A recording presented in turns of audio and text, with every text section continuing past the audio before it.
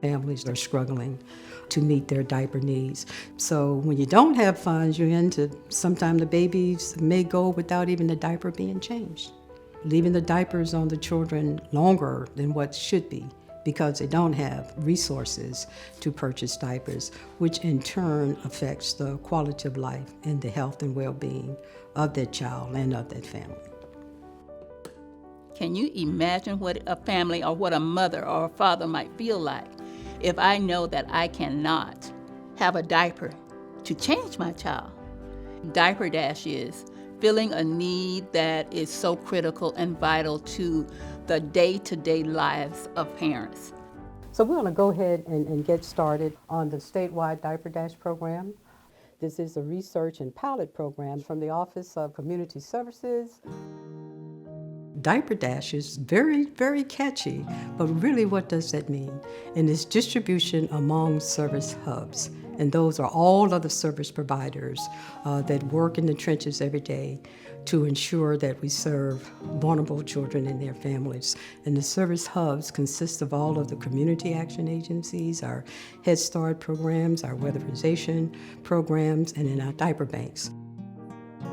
We partnered with 12 private child care centers across the state of South Carolina. They're located in 8 counties across the state.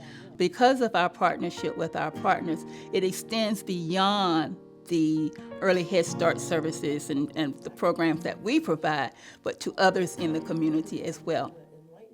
The cool thing about the program was we thought it was a wonderful idea to provide those diapers on the weekend.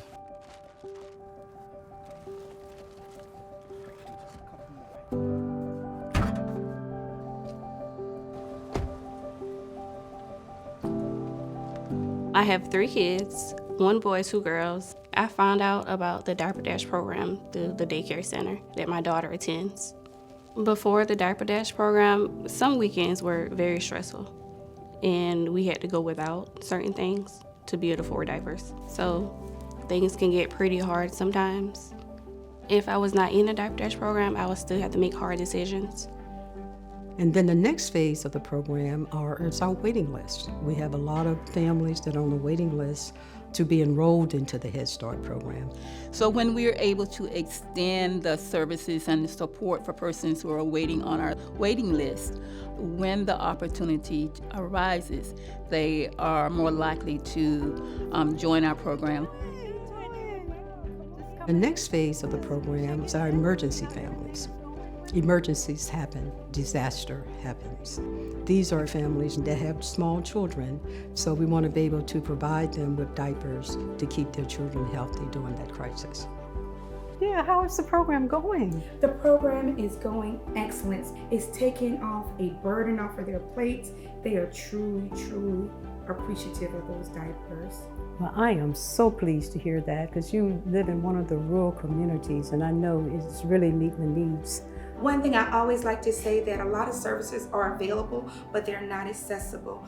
Diaper Dash has made those services now available and accessible. Parents are able to come straight where they drop their children off and receive those resources that they so desperately need. To be able to be a part of a program that is willing to help, that, okay, I'm here for you. I want to make sure that you and your child are taken care of, because this is it. At the end of the day, this is our future. If we don't invest now, we will invest later. We can't help the children unless we help them holistically. You know, we can give them diapers, but if they're going home without running water, the lights have been cut off, the water been cut off, they got eviction notices. Starting with this diaper program, we can take that program based on the strengths and needs of the individual families, meet them where they are, and make sure that we are providing the wraparound services for them to achieve their individual family goals towards self-sufficiency.